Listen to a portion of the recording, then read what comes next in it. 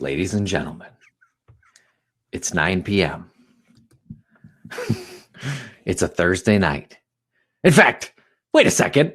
It's March 4th, 2021, and this is Crawlspace Live. What's going on? I'm Tim, here tonight with Lance. How's it going, Lance? Jolly good. It's a jolly good evening.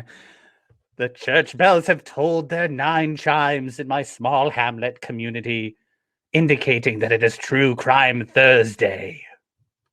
On get vocal. Well, it really is. I really want these intros to take like 15 minutes. Well, tonight we've got Dr. Scott in the chat room says the edibles are kicking in. We have very special guests, Doctors Shiloh and Scott from the epic podcast LA Not So Confidential. Of course, you know who they are. You subscribe, you listen to every darn episode. You love them. You learn so much. We're going to talk. What aren't we going to talk about tonight? So many email exchanges happen trying to figure out what we're going to talk about, and we're just like, fuck it, we'll do it live. We'll do it live, and we're going to open it up here, and here we go.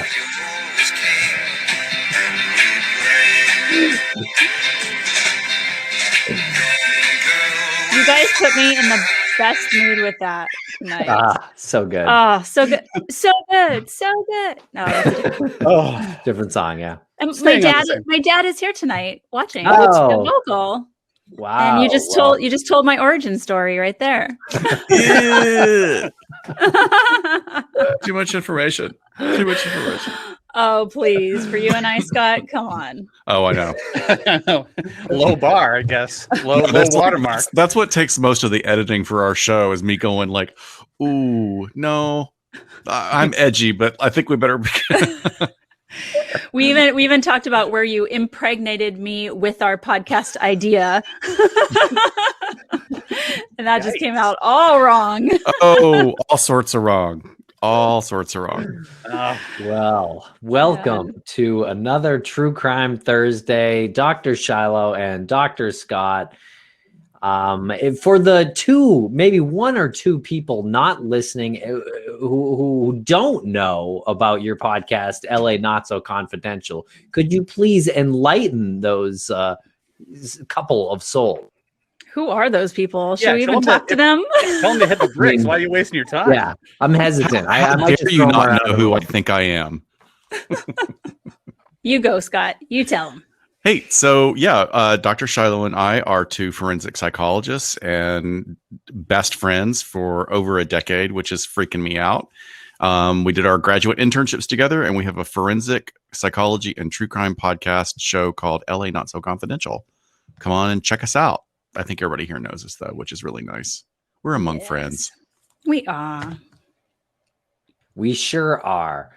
And your show is so interesting, and you learn a lot every time you listen to it. So I'll speak for myself here. I learn a lot every time I listen to it. I love it. Can you tell us a little bit about the last episode you did? It's the Winneville chicken coop murders. Winneville? It's Wineville. It's very literal. It's right. The way it's. Don't call it Winehouse. Though that's what they should have done. Instead of changing the name of the city, they should have just started pronouncing it differently. That's right. Little accent to it. Yeah. So we're in the middle of a series right now, and we don't usually do a series of anything, but we kind of got this idea to really dive into vintage Los Angeles crimes, because that's sort of our thing and our theme, with our music and our cover art and stuff like that. It just felt like a fun thing for us to do.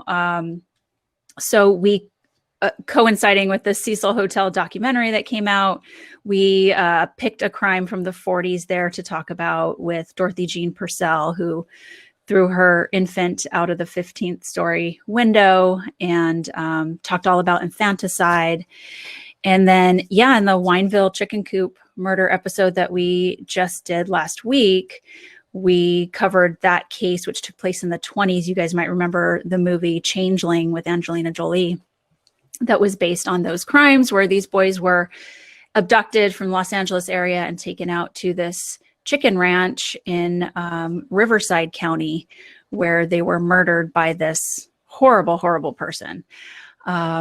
So we have a couple other vintage stuff we're going to cover in March too. And we've been doing some fun things. We dressed up all 1940s and vintage for our Get Vocal last week, and told some other stories that listeners had wanted us to cover.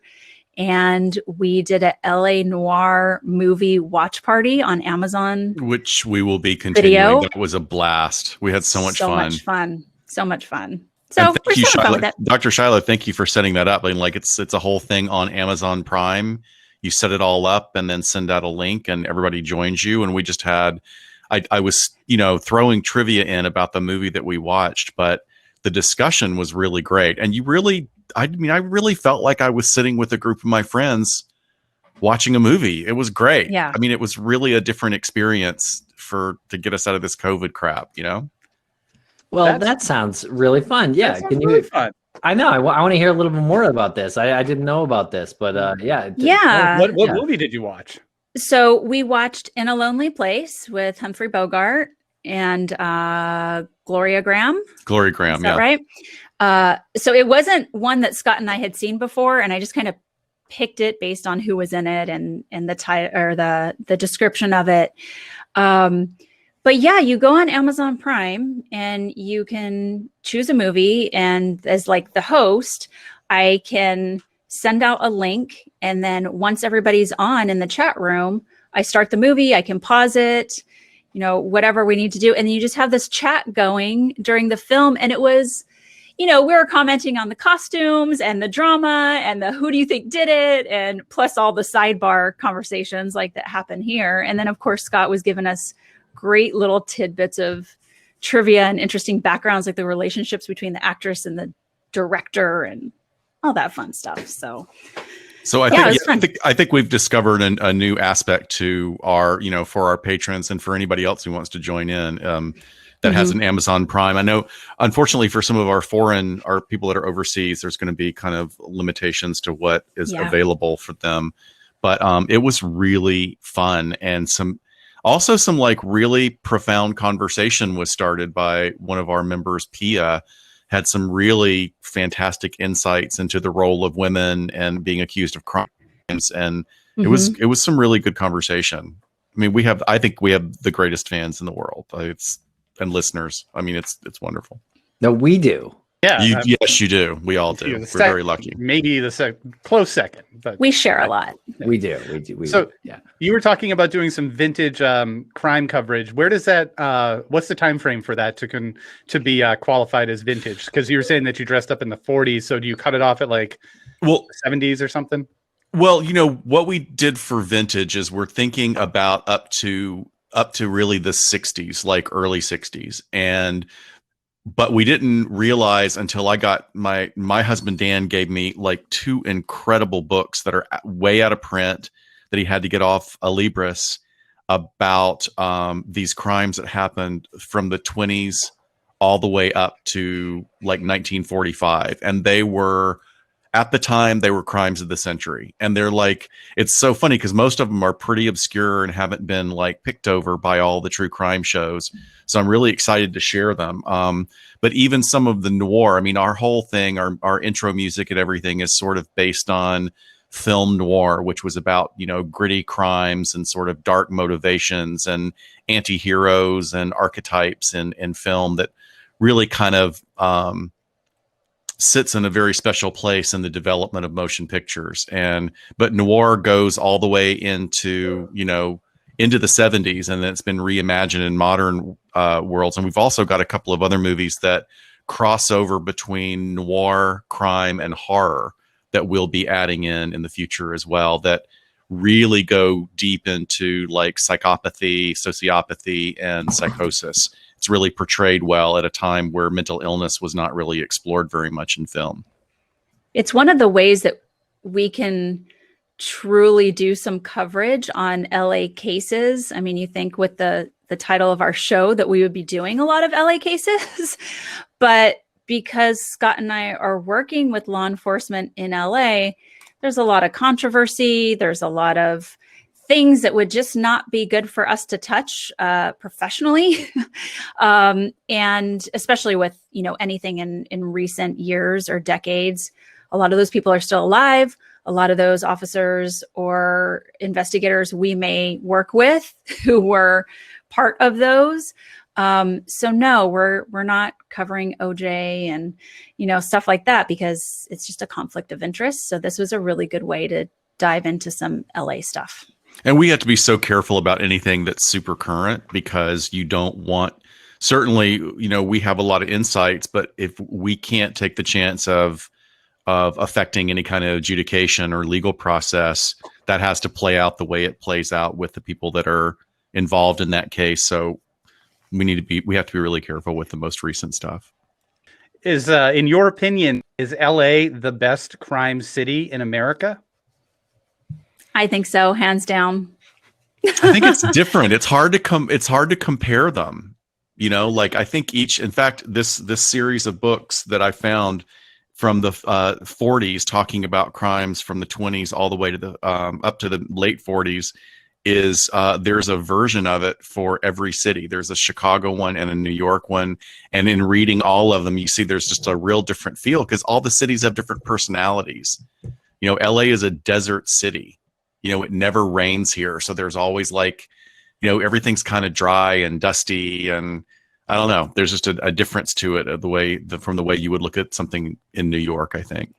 And definitely the element of Hollywood layered over on that time period, I think makes it unlike anything else. And there's so much scandal and big crimes of the centuries that happened on our Get Vocal last weekend. We covered the Fatty Arbuckle trials, which those crimes and trials didn't even happen down here. They were up in San Francisco, but because of the Hollywood element to it and the actress that died, it just adds to all of that classic noir stuff.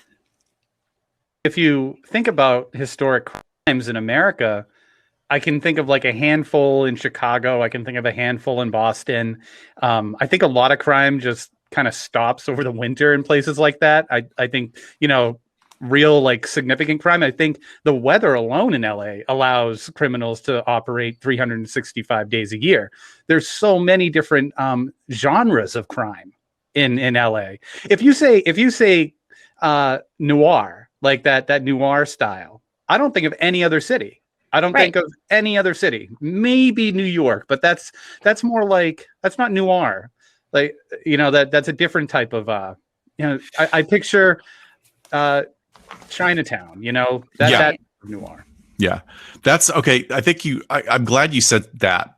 There's something really specific about that too that I noticed because I lived in Chicago right out of college. I moved from the Deep South to Chicago to work in a great company, and the weather really does rule your life. I mean, we had to the point where I remember my first winter in Chicago. It got so cold for so long and it was so overcast, I think for 3.5 months, that they had suicide warnings on the radio.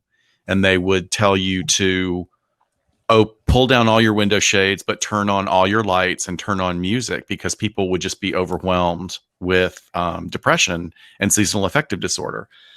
But the great thing about it was, when I was young and sort of exploring this great big little city or little big city, was I got really fantastic friends. And it's that's what you did. It's you didn't go out to the bars because it was so freaking cold, but everybody collected every weekend at somebody's house. And I still have some of my closest friends from Chicago.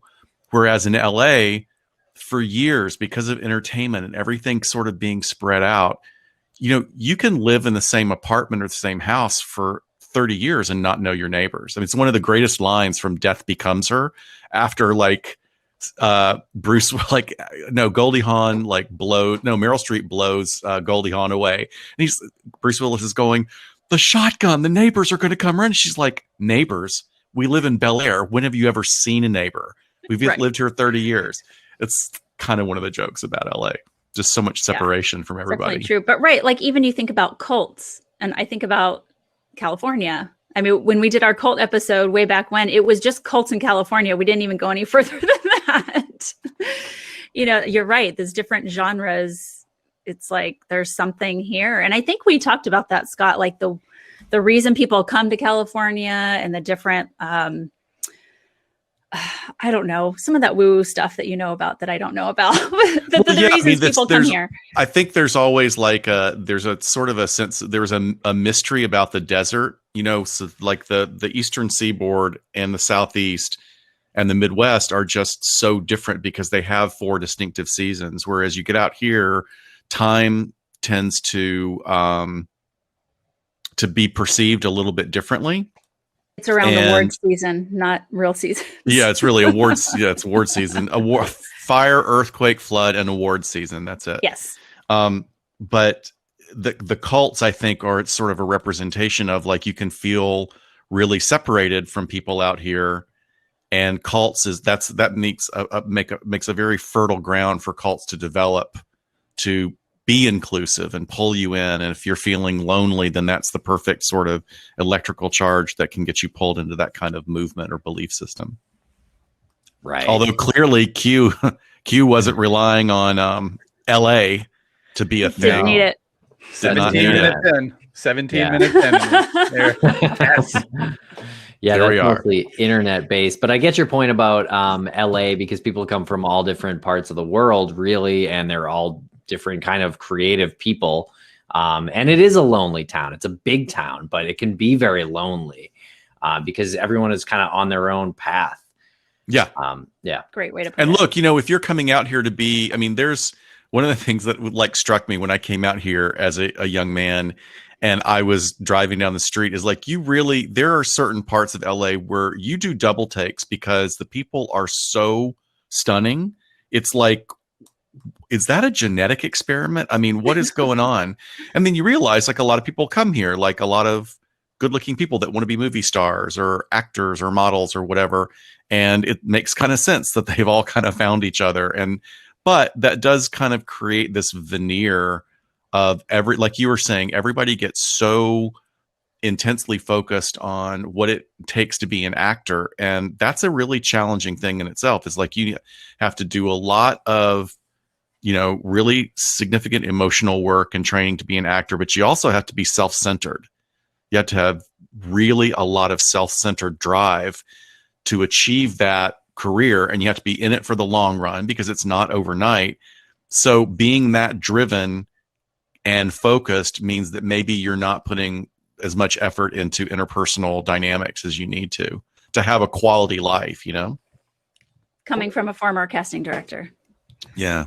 What a really fascinating topic. I think about that all the time, like how most actors, who was it that walked out of his interview? I think Adam Driver walked out of an interview because they started playing a clip of one of his performances. And he had told them beforehand, I get physically ill when I see myself. And he walked out and everyone thought that he was pissed and they're like, oh, what a diva. And then they were like, no, he wasn't kidding. Like he just can't handle himself. He can't. What a crazy juxtaposition, right? Like my career choice. He could have done anything. My career choice is putting my face and image and my brand. I'm now my own brand, but I repulse myself. Like, but I don't think people go into it. Certainly there are some people that are like, I want to be a star, I want to be a celebrity, and whatever else is required is secondary.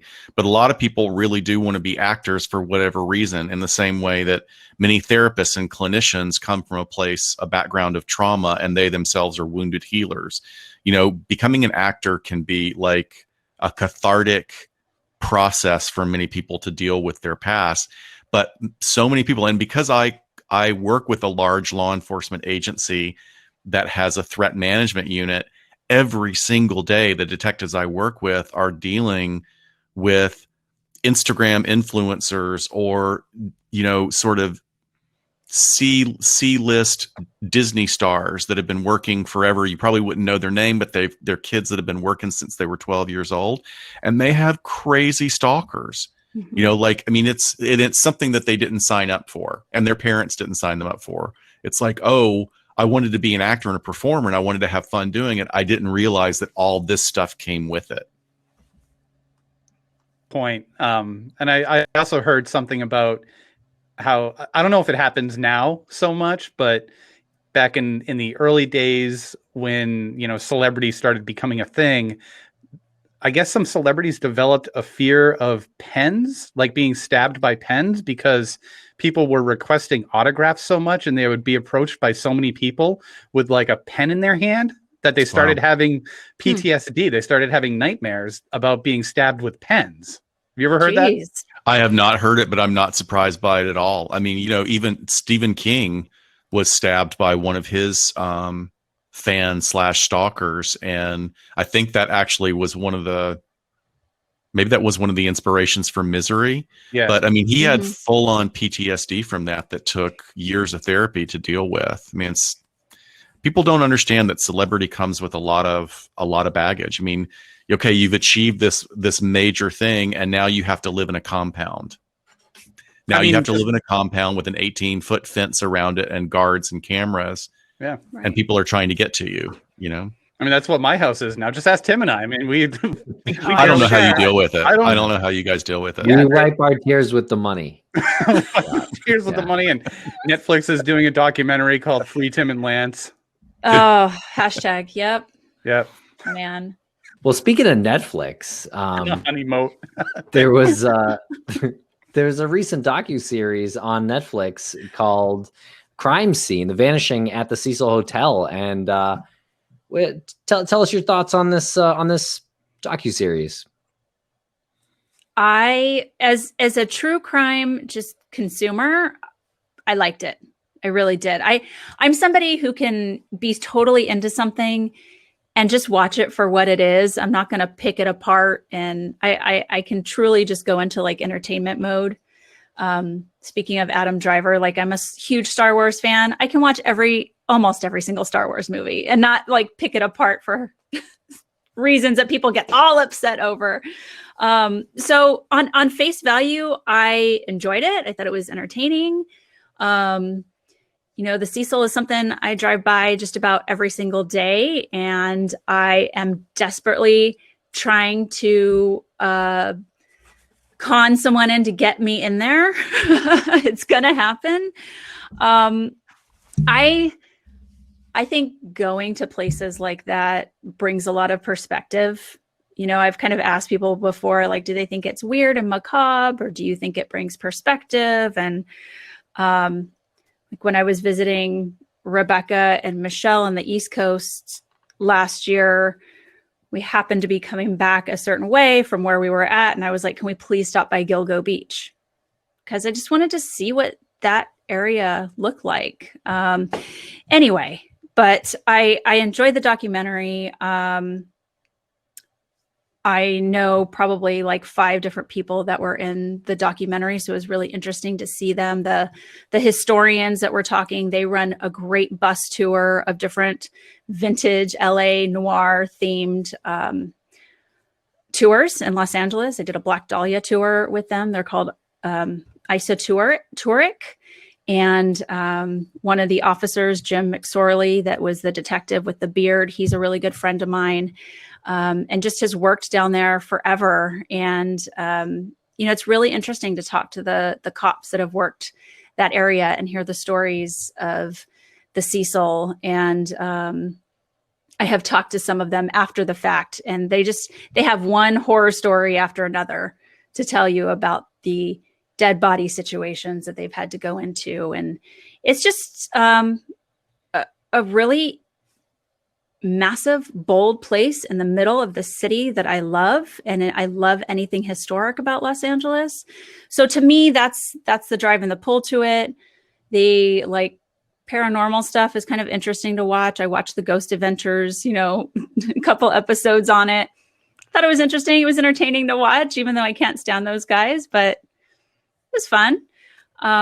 So I thought there was a lot wrapped into it, but overall I enjoyed it. Wow, that was a long review without. Sorry, no. It was a great review. I'm saying I was all over the place, just like the documentary. No, I was gonna say that was quite a review without mentioning John Lorden, So I think you actually owe him money I'm now. sure we'll get there, right? I was going to Yes. leave that. I mean, I just quickly, I liked it when I wasn't infuriated by it. And I think that most of us kind of agree that those of us that had problems with it is like, I think that there were some wonderful characters that we got introduced to. Like, I want to meet the general manager of the hotel. I think that she's just a fascinating kind of out there, I just like her. Seems like a really cool person. But I also, having worked in post-production and in production, I understand how you craft a storyline after the fact, after you shot everything, after you've done all your interviews. And I didn't like how I didn't like some of the crafting. I didn't like how law enforcement, you were led to believe for 2 episodes that there was legitimate concern that law enforcement was involved in some kind of cover up. And I thought that was actually really dangerous. Like, I think that was a really dangerous thing. They could have done it succinctly, directly, and addressed it that it wasn't anything to do with law enforcement, and that there's still a mystery. Right. And I also think that, like, I wish there had been more emphasis. And are we doing spoiler alerts? I mean, we're assuming everybody has seen this, right? Yeah, go ahead. Okay. They've had enough time. I just wish that there had been, because, and here I am, I'm a clinician. I'm a clinical psychologist, marriage and family therapist, trained in forensics. I wish that they had spent more time normalizing what you're seeing on those tapes. There is nothing, and I love the paranormal stuff. I love the weird stuff, but nothing that you see is out of the ordinary for somebody that's having a manic state and psychosis.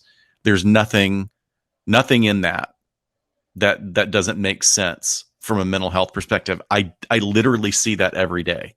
Right. Mm-hmm. When I worked in a psychiatric ward of a prison, when I worked in a psychiatric hospital, that is what you see every single day. There was nothing out of the ordinary there. Too bad, right? Because when we were talking to John Lord and Tim and I were saying that it was great that he's taking his post docu-series conversation into the direction of mental health and mental awareness, and it's awesome that he's doing that. And it's really too bad, because we all love, like, the weird, and we all love the ghost stories, but those have their place. Yeah. But this was, and there's so many other stories with that hotel that you could say, they're paranormal. You could focus on, and I can't explain it. Her story had to be told from a mental health point of view. Like, you're right. It was so frustrating when people go in that direction. And I mean, we were talking to John Lorden about just, like, the fact that video was the one that they released to the public. I'm sure, how many other videos of her existed in that hotel from that night? They released that video so that it could get publicity. I get it, because they probably wanted the word to spread as, who is this? What happened? You're going to get more people looking at that video when the elevator door is opening and closing and she's acting manic. But it wasn't about paranormal. It was about mental illness. And it's frustrating, right? Because Ghost Hunters is Ghost Hunters because it has its place. Exactly. Right. And this isn't, her story is not about being possessed.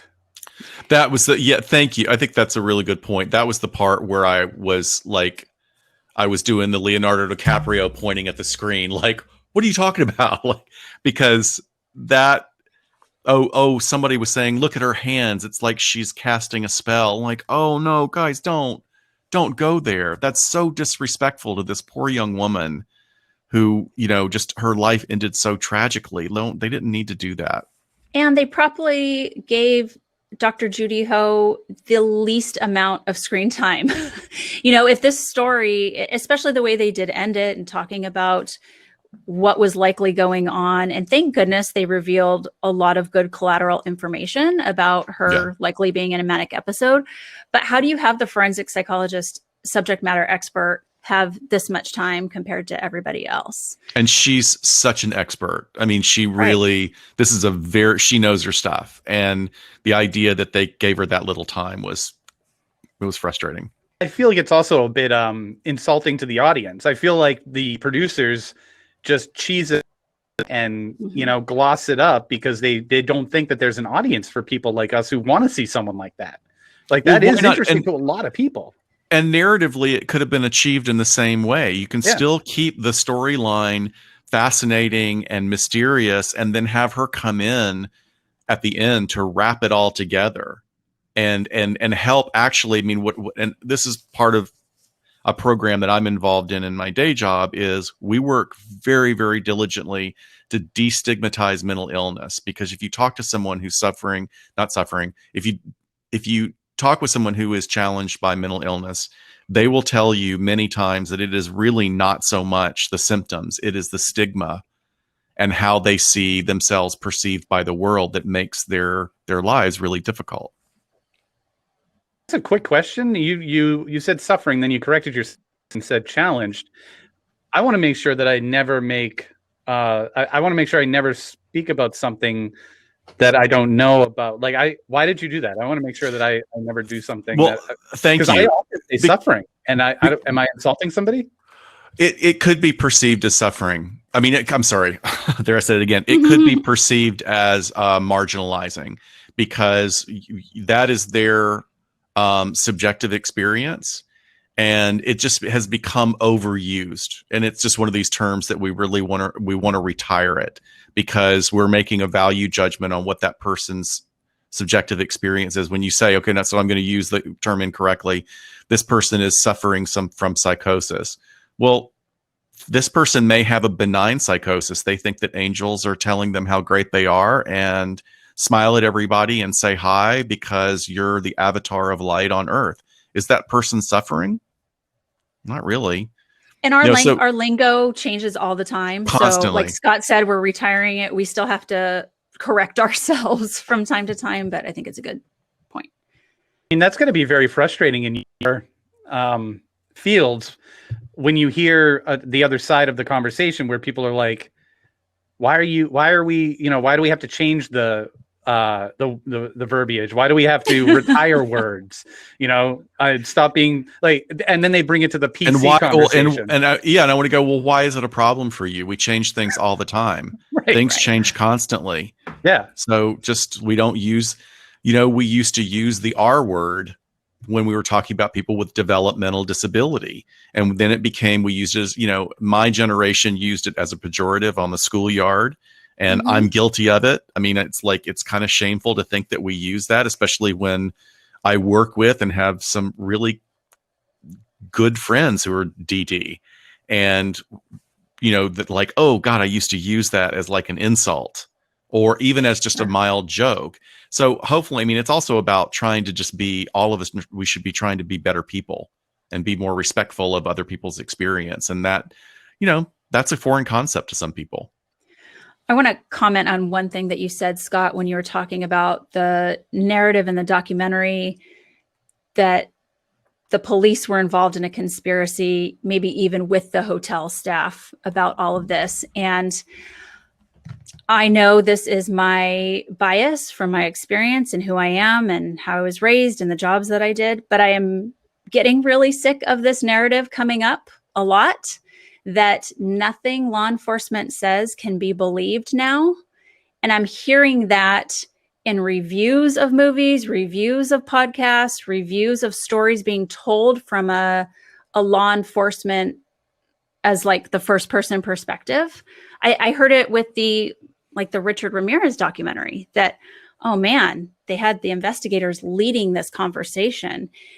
And that in this day and age, when yes, there's police reform that needs to happen, but following that, it feels like there are some individuals who are just saying, we got to discount everything they're saying and we can't believe it anymore. Or it rises to the level of conspiracy. And I hope there's not room for that much longer. Point. It is a really great point, and it's such a polarizing conversation when it shouldn't be a polarizing conversation, because one side wants to pit the other side. One side wants to pit. They want to pit one side against the other, right? There always has to be some sort of division. There always has to be some sort of total extreme. Like, like when people it's black and white thinking, which is the Yeah. easiest, most non-challenging thinking at all. I don't even understand why like defund the police became a term. The Because mantra, yeah. no one ever said that. People said we need to figure out how to retrain. We need to figure out how to like reallocate a budget for police departments so that they have counseling. They have sort of the way to approach crimes, like Right. things like that. Like no one ever said pull the plug on police. I just get so frustrated because like Go ahead. It's a catchphrase that's designed to be political. It's about being used, and what that angers me about that is that marginalizes the people, that marginalizes the legitimate concerns that people do have when law enforcement is involved. And there are some legitimate concerns, and we need to address those. But when you paint everything in broad strokes in black and white, then nothing gets done. And one of the things that just frustrates me to no end is that everybody was talking about we need to get more counselors out there, Guys, that's what I do. I'm in a co-responder model with law enforcement. We go out every single day.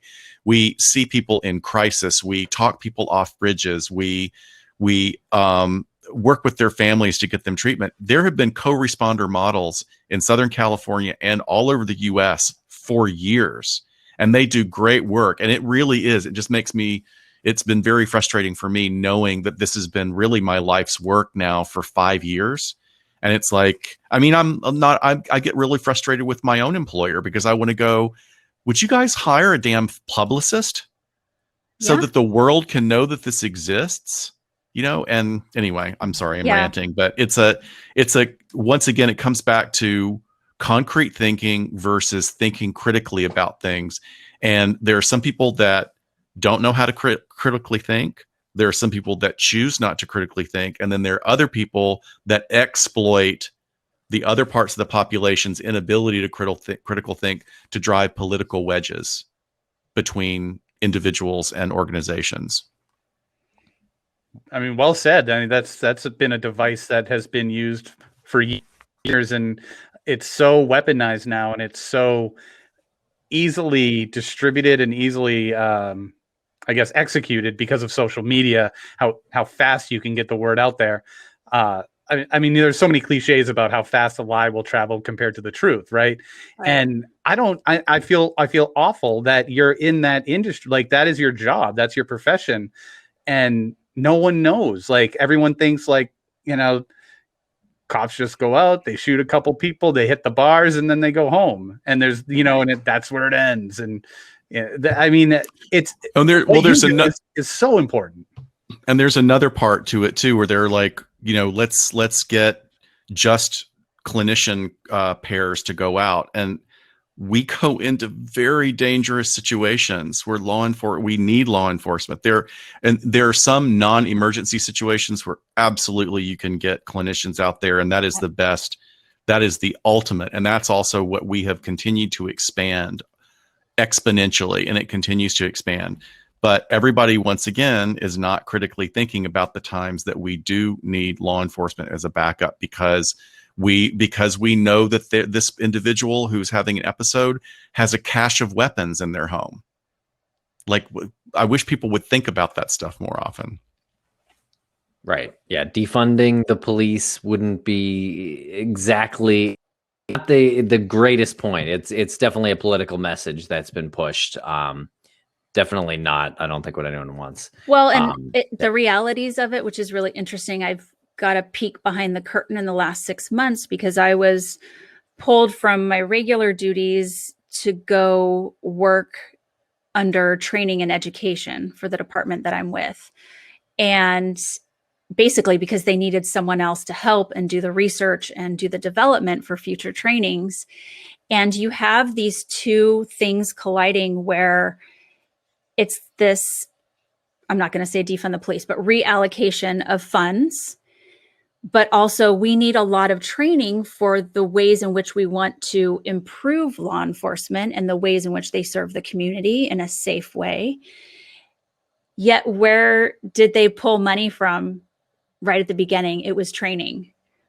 So they need to take money and put it in other areas. And they say, well, we're not going to hire more officers. So guess what? Training, the academy is under you. So you're not going to be putting through all these recruits. We're going to take money from you and put it elsewhere. And here I'm like, wait, I'm sorry, what's happening? Like, I should have known, these big political beasts in a big metropolitan city, but it was very interesting and enlightening to the point where I was like, you need to hire interns then to do this research that I'm doing, because at least they're free if they can get some grants to work here or something, but you need bodies doing this. So who is the department or the responsible parties for how the budget and the funding is allocated? Like, who makes that decision that we're pulling money from training to go over here? I don't know for sure. I didn't get that much of a peek behind the curtain. That was way above my pay grade. I think it's department by department within the city. So each unit, like the training unit that I'm in, says, here's our proposed budget, what we would like to do, and what that would include. And to do our job well, we need a quality assurance unit. We need to start doing evidence-based research to make sure our training is the best and it's backed by science. And that's what I was really pushing towards as my sort of goal while I was there. Like, just because we've been doing this thing for hundreds of years, maybe we need some research to show that it works, right? So they put their proposal, send it up the chain at the department, and then I think each department has its own budget. And when I mean department, I mean, you have your water department, you have your police department, you have your fire department in a big city. And I'm sure that the department then sends their budget to the city at some point, but I don't know exactly how the different pots get moved around.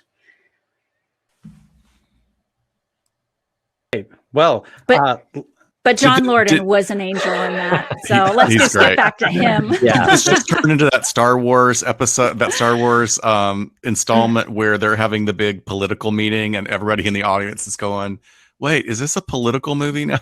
Right. Yes. Defund the police, fund John Lorden. Yes, please. Give him all the work. Give him all the funds. Well, I think you raised some interesting points about, I don't know, I guess what was kind of considered conspiracy light or brushing against conspiracies in that documentary. And some of our bizarre. favorite topics. Yeah, it is. It's a bizarre thing. Because I mean, well, first of all, in the video, there are some weird things that weren't really explained when the video first came out. Truly, right? truly. The elevator doors staying open longer was the one thing that I was always wondering about. I never thought it was a ghost. I wouldn't say or anything, but I didn't know what the hell it was, why it was open like that. I thought maybe someone was holding the button. Who knew? But it's great to find out, obviously dig into it and really unpack the entire story, faults included. Sure. And if we dug into any one of us that deeply with the power of internet investigators or whatever you want to call them, I'm sure you would find all these crazy coincidences. Like, Dr. Shiloh's name is for this medication that blah, blah, blah. It's just, we're not digging into every single thing that deeply. Not me. Not you? Nothing? No coincidences exist with me. Dig deeper, though. You got to dig deeper. When we did we've touched on conspiracy theories in a couple of our episodes, but in one of them, when we were really gathering all the relevant data in the psych journals and, various legit research journals, one of the things that kept coming up was this study, and now I'm blanking on where it was done, but it showed statistically how you can prove that conspiracies aren't real. For one thing, conspiracies cannot hold up in a large group because there's leakage, like the idea, like unless it's like the beginning of The Stand, where the government's doing that research and they've got everybody in an underground facility researching on the disease, right? There was like they were a bioweapon or something, but even that is a fantasy because somebody knows something. And the longer it goes on and the more people that are involved, it's impossible to keep a secret. And then somebody sent out a meme that was really hilarious saying that like conspiracy theorists are so cute because clearly they've never worked as a project manager where nobody, if you have a group of 20 people, there are no secrets. Nobody's going to keep a secret. And I tend to agree with that. I mean, I work with a large government agency and everybody knows everything about every clinician. Oh, did you hear what the write-up that they got? They're the worst. Going all over the place. Yeah. But do you believe that there's perhaps a segment of our culture that will invent conspiracy theories because they want to perpetrate their own conspiracies? Because break down the term. What is that called? Isn't there's a name for that though, right? That's not false flag though, right? That could be called the Republican Party. I don't know. I'm just kidding. Totally kidding. Joke, everyone. Yes, of course. I think so. I mean, I don't have anything to back that up, but yeah, sure. People just like to fuck with people. I mean, that's what it comes down to. Or to legitimately cover up something. I mean, look, that too. We know about the Tuskegee experiments against black men and women in Alabama, which was horrific. And they didn't even cover it up. They just didn't do anything. I mean, their cover up was that, we're giving you this treatment, come back in, while they were watching the progression of the disease, which is just devastatingly awful. So, but I mean, like, what's the one? There's a couple around Roswell and that the weather balloon was released as a cover.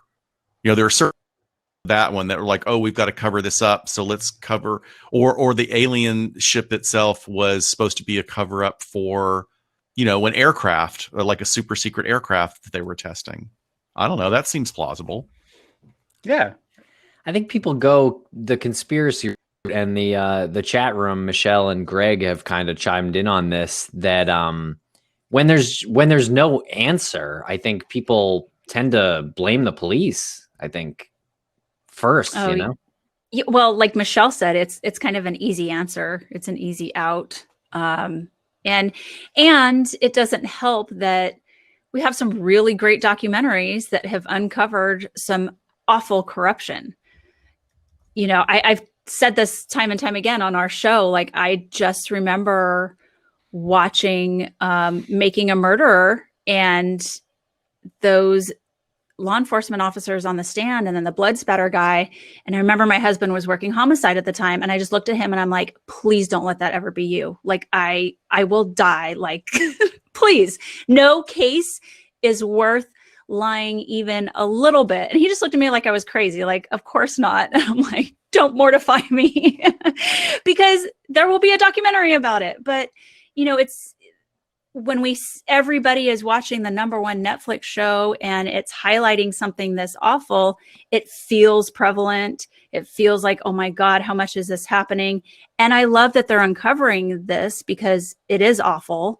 And I hope every detective is thinking, I don't want to be that guy on that show or that woman on that show. Well, good. And The Changeling is a perfect example of that. So in the Wineville chicken coop murders, there was a young serial killer in his early 20s. He was a sexual predator and raped, molested, beat, killed, dismembered multiple children with the help of a family member.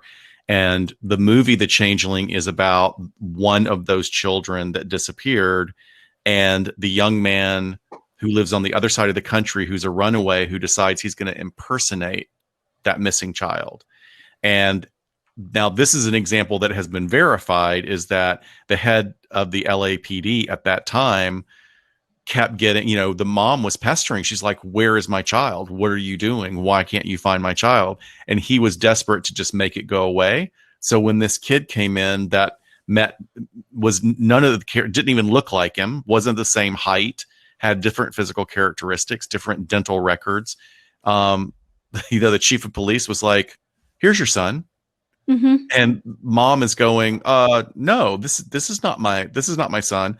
well, why don't you just take him home for a few days and then try him out? So she comes back a few days later, like, I'm telling you, this is not my son. So the chief of police puts her on a long-term psychiatric hold and puts her over at the state hospital. So that stuff does happen, but I don't think, that was also almost 100 years ago where you could get away with that kind of thing. You can't really get away with that now. Well, God forbid you be a woman in the 20s and disagree with what a man's saying. Right to There's the a special loony bin. code for that to put you into the loony bin. Yeah. Yeah. Jeez. That's a whole nother conversation too, just about the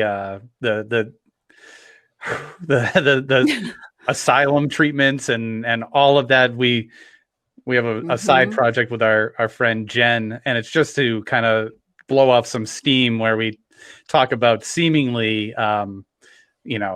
benevolent historical characters who Oh my God. Oh, right. Yeah. and then we kind of drag them a little bit, and Like the Quaker Oats guy? no, the Kellogg guy, John Oh, Kellogg. Kellogg, that's it. Kellogg. Yeah. What a Ugh. goddamn maniac that man was. The yogurt enemas. Oh, what? Yeah. Oh, Yogurt enemas was like a walk. And that in was the a mild park. version. Yeah. What That he? was a walk in the park. Oh my! Oh, you don't even want to know what he did. It was to awful. Did you guys do an episode on that one? We have a show that hasn't premiered yet that we're okay. Oh, that that's going to be we great. recorded a few Can't wait. episodes of. Can't What's wait. really great about it is there's three of us on the show, and one of us will bring a person like John Kellogg, and then the other two will defend him and why he's so great, and it Love really it. it automatically puts at least one person in a very uncomfortable position. That's But brilliant. none of us know who the other one is bringing to the table. So everything that we talk, like everything we hear, we have to like either Google on the spot or just like defend them based on knowledge. And That's great. And it just That's gets more great. and more layered. And you bringing someone like John Kellogg, you present it like the father of the breakfast cereal, and then you get into like why even cornflakes was invented in the first place To keep people from masturbating. to keep people from masturbating until that they had proper bowel movements. And that alone, that's fine. You have to see the movie with Anthony Hopkins playing him the because Road to it is Wellville, yeah. The Road to Wellville, because he's a genius. They're like, oh, I can't eat 3 gallons of yogurt. Oh, it's not going in there. Yeah. Oh my gosh. But that movie was like what John Kellogg actually did to women.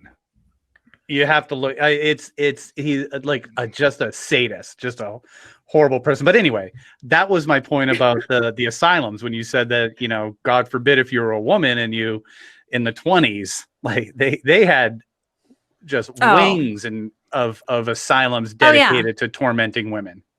Just put them away. So the actual code that they used to put her in was called Code 12, and it was if a woman was being difficult. So please define that, because wow, how dare she not keep this boy? Shiloh, that's not you're her getting kid really for 3 worked. weeks. Shiloh, you're getting really worked up about this. Can you just go make us a pie Yeah. and just calm down? Oh my You're God, I think they're hysterical. at the door. They're here for me.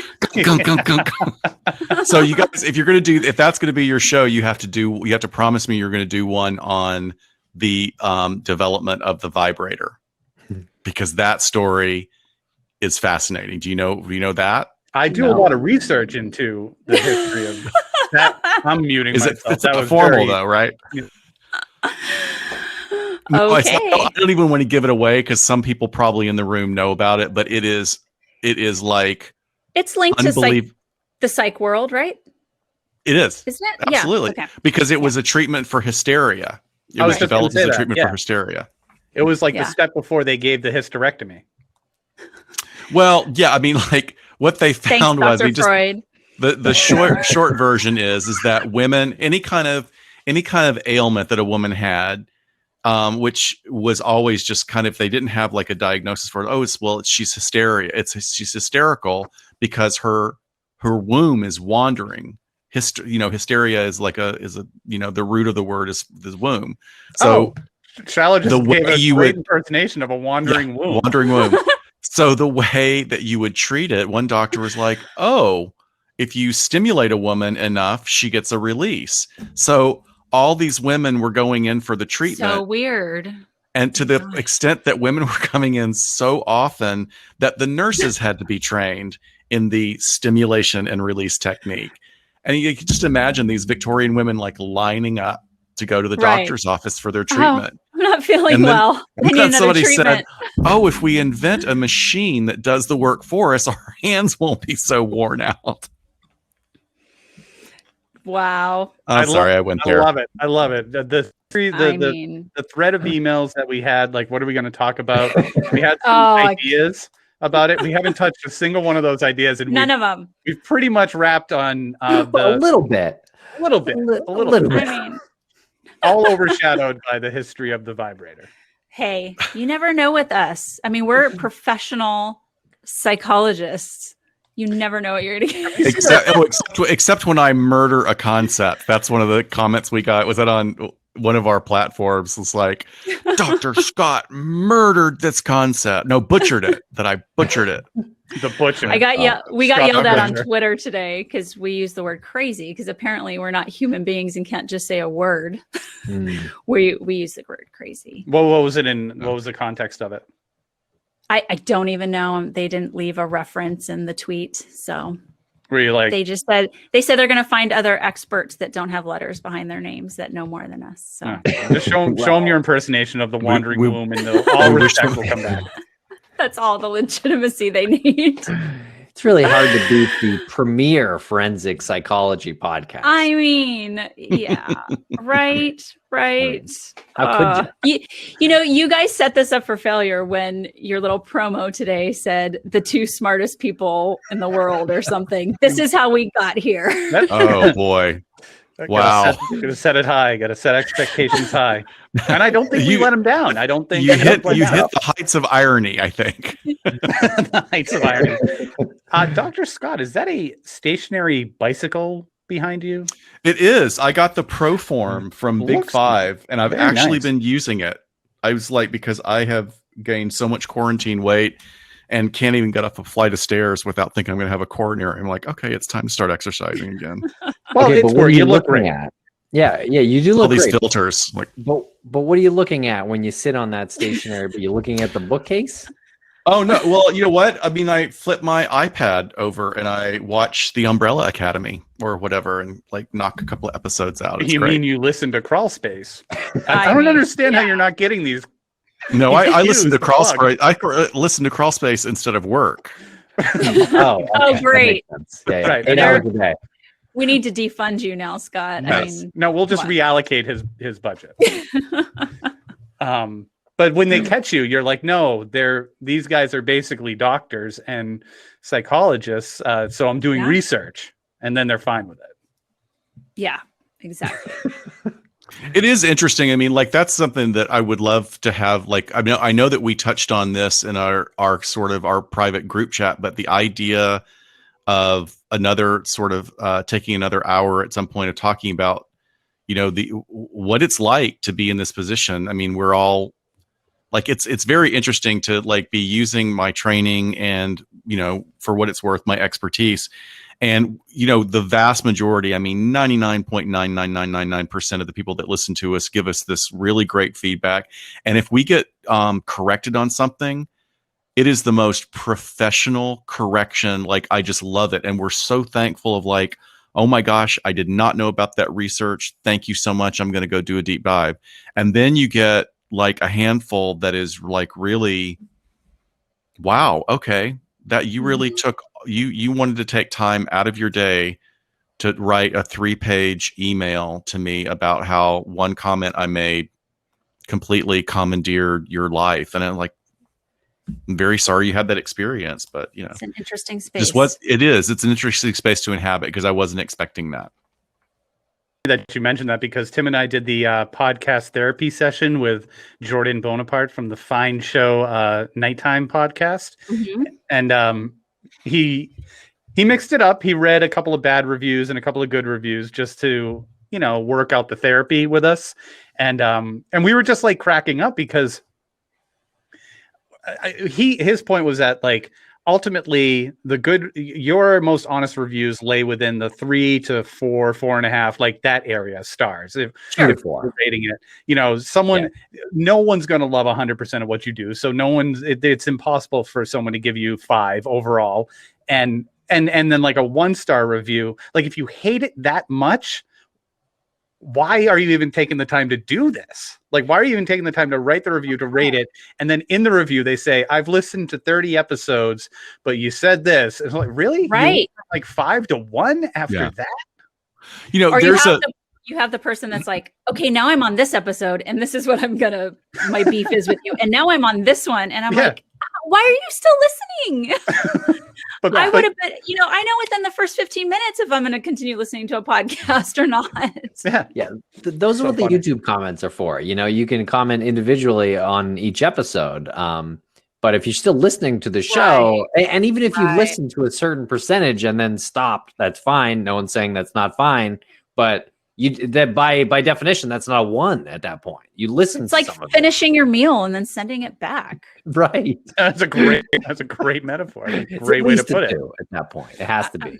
Yeah. Have you guys left bad reviews on anything? I left. I mean, I left one on a Wondery production. Was it Wondery? It was one of the big ones, and I was really triggered by it because the person who was narrating it was supposedly a respected journalist, and this person is not a respected journalist, and it was exploitive in the worst way. And it was just like, I mean, we're talking about some messy stuff, but I think that the thing I love about the majority of the true crime podcasts that I listen to is they don't go into it to be lurid. They go into it to tell a story so that we can really try and expand our understanding of human nature and human behavior. I think that's very valuable. But this one was just, it made me so mad. I was just like typing like that angry Kermit Giphy. Yeah, I don't know. I don't even think I think I said on that podcast therapy that I don't even think 5 stars is really fair, because I don't think 1 star is really fair, and I don't even really think 5 stars is. But and the reason being because the next episode you release, it could just be a piece of garbage. You could say something personally offensive to that person who gave you the 5 stars directly if you wanted to. But with that said, I've only given 5-star reviews, so that's kind of weird for me. So I don't know what that says about me. Well, there's a thing here in LA, like on Facebook, I'm a part of several professional therapist things where we trade information or get advice, or like, hey, there's this resource. And there's a lot of people that are solely in private practice, and they get completely sideswiped and bummed out because they get like a horrific Yelp review. Mm-hmm. And, you can't respond to a Yelp review if you're a mental health professional or a medical professional, because you're violating HIPAA. Even though this person went on social media and revealed that they had treatment from you, you can't respond back to them because it breaks laws. But I also just don't really care, because I look at Yelp, and to me, when I see a 4-paragraph review of how awful something was, that tells me more about the person who's writing it than it does the actual business. In fact, it makes me want to go to that business and go, I want to see if I can support this business, because this seems like, okay, wait, there's 25 that are 4 and 5 stars, and here's one person who says this crazy thing. That's not fair.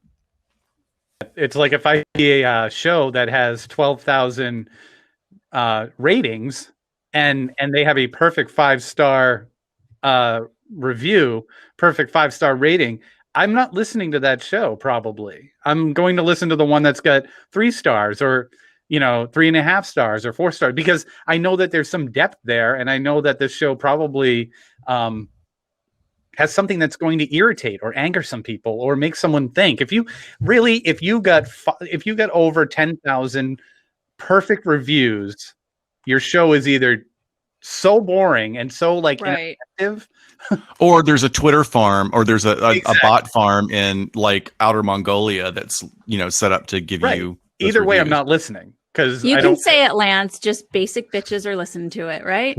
Yes, exactly. That's exactly. And you're not, and that is not you. That is not me.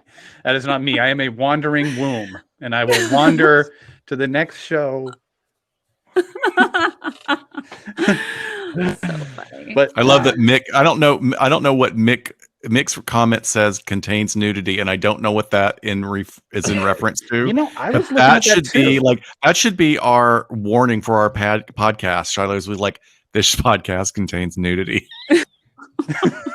Just to It's see gonna what be kind of like- reviews we get. Wait, what? It's funny you mentioned that contains nudity, because I was looking at that as well, and I was kind of scrolling up to see if there was something that I missed in a. Right. There's I'm not. always late on the It's just a conversation. random comment. Contains See, nudity. we're talking about it. Yeah. Love it. I think something. I mean, I hope that there's something that we are able to share with our audience, and we get one of the things that I think, because Shiloh and I, like you guys, you know, your friendship and your love of each other comes through in your work, and we get comments that is really a sustaining thing about, or it's maybe your mutual death threats against each other. I don't know, whatever it is, it works. But Shiloh and I have Trauma really bonding. good. You got trauma bonding. We have a really good relationship, and people talk about like how they just enjoy listening to us banter. But I also want to sort of normalize that, you know, you can be an expert and still not be 100% right. And we are both completely open to being schooled and learning. You know, we because for one thing, anybody in any field, if they think that they're the ultimate expert, you know, that means, okay, are you keeping up with every journal article that's coming out and every bit of research? Well, that's not possible. You know, you have to try, you have to strive for that. But you know, I think I that's feel what like people, I am constantly behind on everything. Yeah. I mean, and I guess that's a good thing, because I was looking up a topic tonight that I thought, oh, we might touch on this, and I need to see what's out there just so I have it right. And, you know, now I'm like, oh, I want to go to a training on that. Like, I just feel like I'm constantly behind and need to get up on everything that I'm interested in. Now that you said that, I feel like I wish we threw more curveballs at you during this conversation. Oh, No, please. know. I'll save it. I save everything. It's fine. I didn't know you were researching just in case we brought something up. Shit. well, That's people need to us. remember that people need to remember that I don't know is a perfectly legitimate response to a question. I've never said that before. I'll never say it. Because it's notes.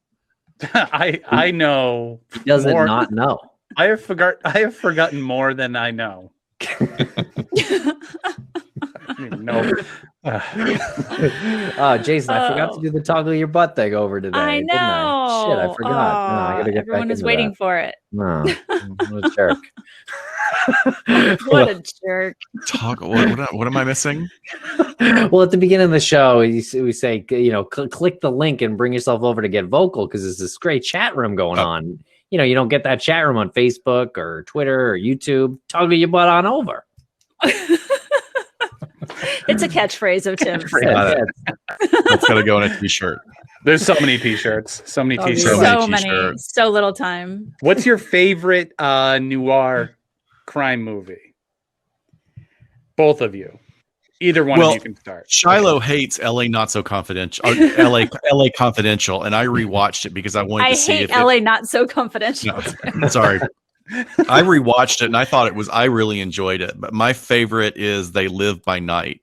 And it's one of the original film noirs when nobody knew what film noir was. It was based on German expressionism from all these German directors that were immigrating to the US. And it was so not understood by audiences that the studio shut it down. And as a result, it didn't get seen in theaters a lot, but it got circulated. Private copies of it went all over Hollywood to all of these artists' living rooms and directors' living rooms.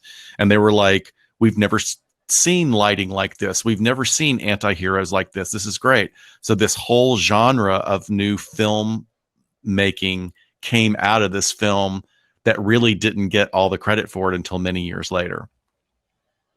I think, you know, until we watched In a Lonely Place the other night, Double Indemnity was my favorite. I mean, it's classic. It probably tops a bunch of lists, but I'm surprised at that because there's no police in it, really. I mean, there's sort of like private investigator, but there really isn't.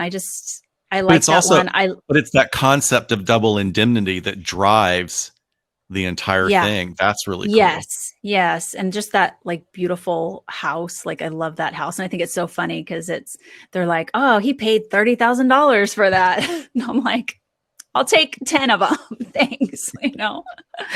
But In a Lonely Place was pretty damn good. I have to say, like it had it all. Key And why- Largo is great, even though it takes place in Miami, in the Keys. That's a really good one.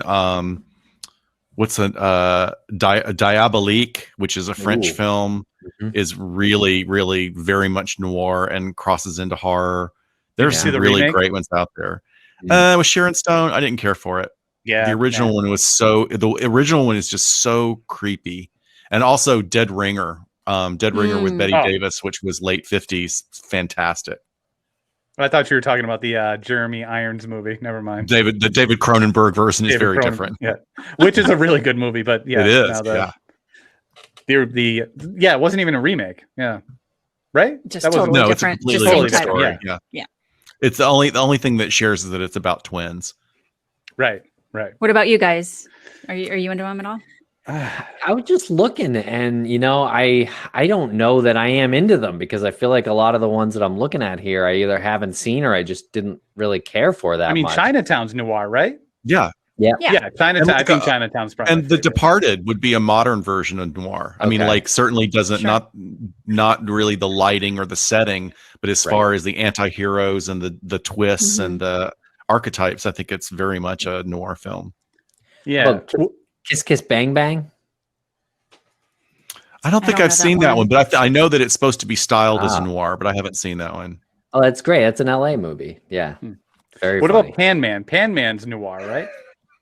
I don't know if It's that's LA. noir. It is an LA movie. Yeah. It is an Hero. LA movie. And yes. A lot of shadows. Jesus. Maltese Falcon. I remember that one. I like that one. Yeah, Humphrey it's a good Bogart. one. So Yeah. overrated. Ugh. Bogart overrated. Yeah. But Bogart the Otter.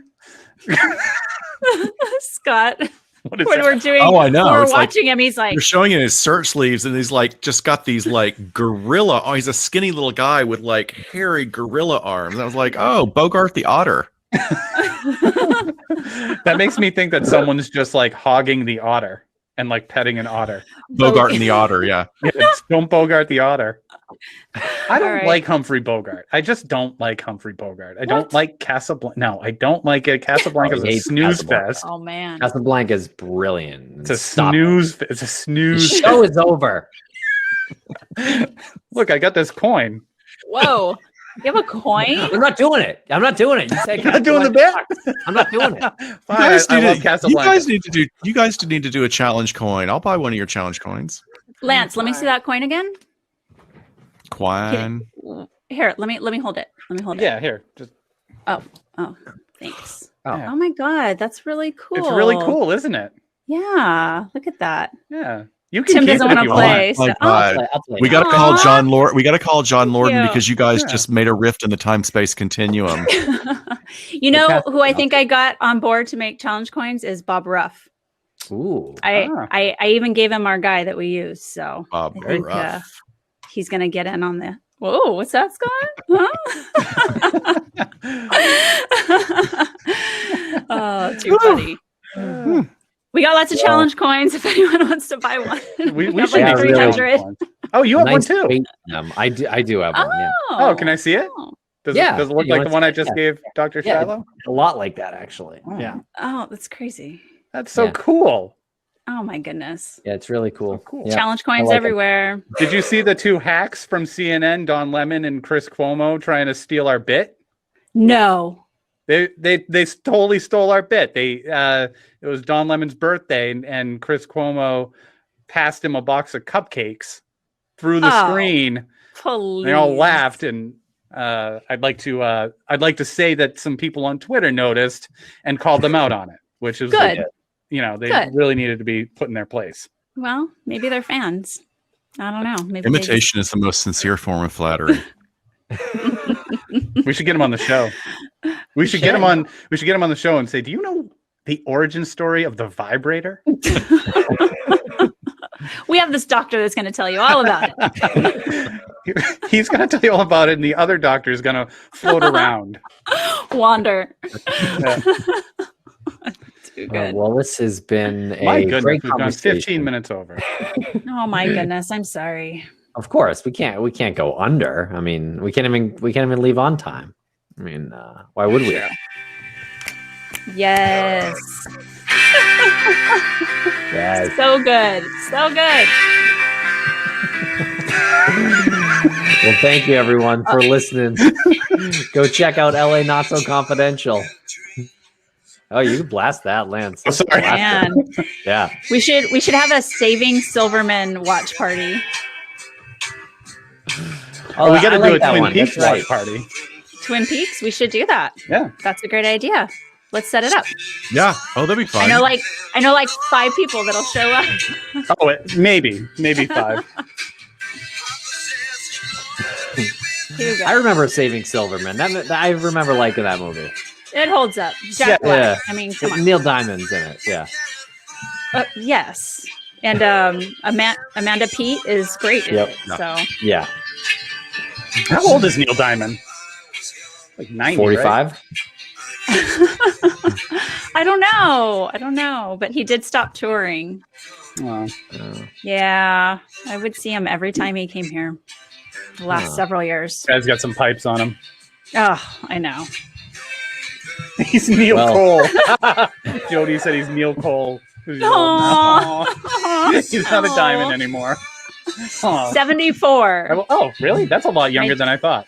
Did you guys Yeah. hear that Tony Hmm. Bennett, like they finally came out and said that, shared that Tony Bennett has had dementia for the last few years, Yeah. No. and he's been able to perform, but like he's kind of winding down. It's like it's weird to see. Like, I guess this happens with every generation, but we've lost so many celebrities recently. Like Cloris Leachman, I grew up with, and she was in every one of Mel Brooks' comedies and just a genius. So it's like, I'm that we're Yes. that age that happens, Yeah. Who are you talking to? Well, myself clearly. Just kidding. Clearly. Neil Diamond's 80. Oh, Neil Diamond's 80? Okay. Yeah. Yeah. Not a Sounds day about right. older than 40. Can't, far as yeah. I'm Not at concerned. all. No. All right. Always Well, be thanks this guy. everyone. Thank you. Bye, guys. Bye. Thank you very much, everyone. Thanks so much.